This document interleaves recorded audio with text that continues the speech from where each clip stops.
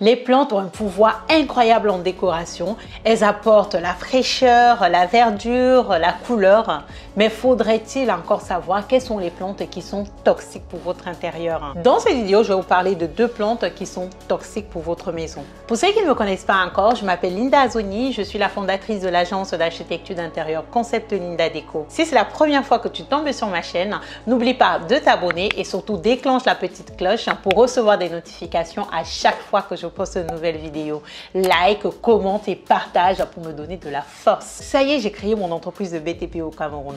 Concept Linda Déco est capable de réaliser tous vos travaux de construction au Cameroun. Et pour l'occasion, j'ai lancé une promotion de 50% de réduction sur mes prestations. Par contre, on va retenir que 10 projets qui pourront bénéficier effectivement de cette promotion. Donc, si vous êtes en construction, c'est-à-dire que vous êtes au niveau du gros œuvre ou bien des travaux de finition, si vous venez d'acheter une maison et que vous voulez la rénover, ou tout simplement si vous êtes en location ou si vous vivez chez vous, vous voulez tout simplement apporter de la fraîcheur, redécorer, redesigner votre intérieur, n'hésitez pas à consulter notre brochure. Je vous mets le lien dans la description de cette vidéo.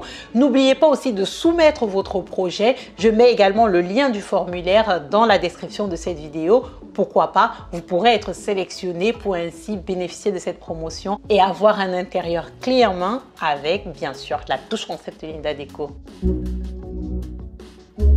La première plante, c'est l'aloe vera. Oh là là, je suis sûre que quand je dis l'aloe vera, vous êtes déjà plusieurs à vous demander mais qu'est-ce qu'elle raconte?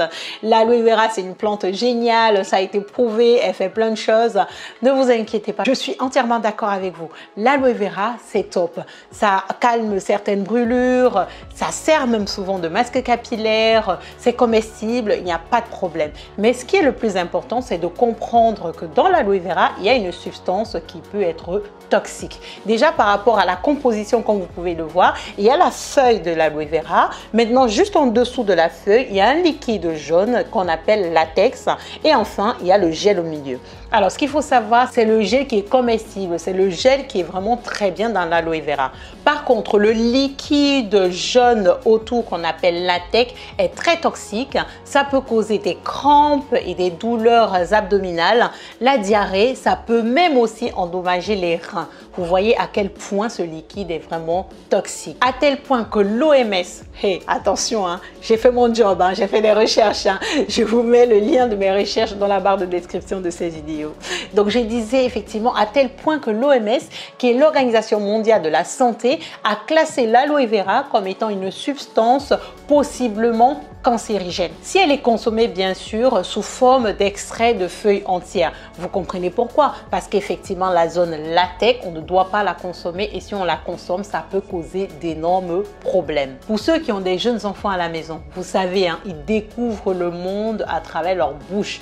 Donc si par exemple votre enfant ingère une feuille d'aloe vera, ça peut être hyper dangereux pour lui dans le sens où ça peut créer des diarrhées, ça peut même endommager son foie et ses reins comme on l'a vu tout à l'heure. Pour résumer sur l'aloe vera, je ne suis pas en train de vous dire qu'il faut absolument bannir l'aloe vera de chez vous. Non, l'aloe vera a plein de vertus, c'est top comme plante.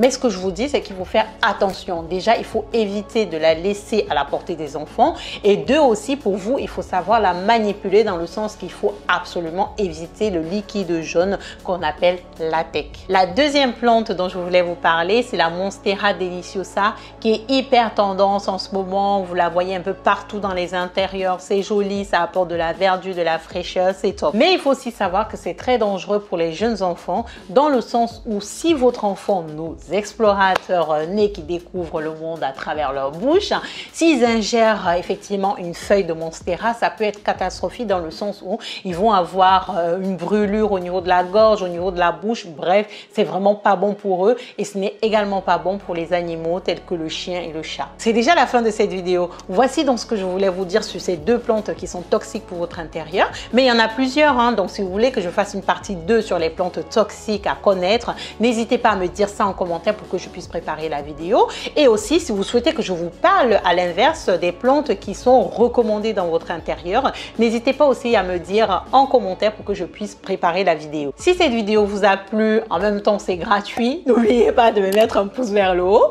N'hésitez pas aussi à commenter et bien entendu mes vidéos, ce sont des collards. Donc, partagez cette vidéo sans modération.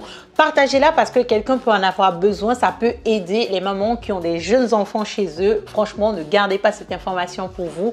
Partagez, partagez, partagez. En tout cas, moi, je vous fais des gros bisous. Je vous donne rendez-vous samedi 10 h pour une autre vidéo. Et pour les autres qui me suivent sur Instagram et sur Facebook, je vous donne rendez-vous tous les jours à 18 h pour des astuces, des projets déco. Bref, rejoins-moi sur Facebook et Instagram. Ça parle déco tous les jours à 18 h. Au revoir!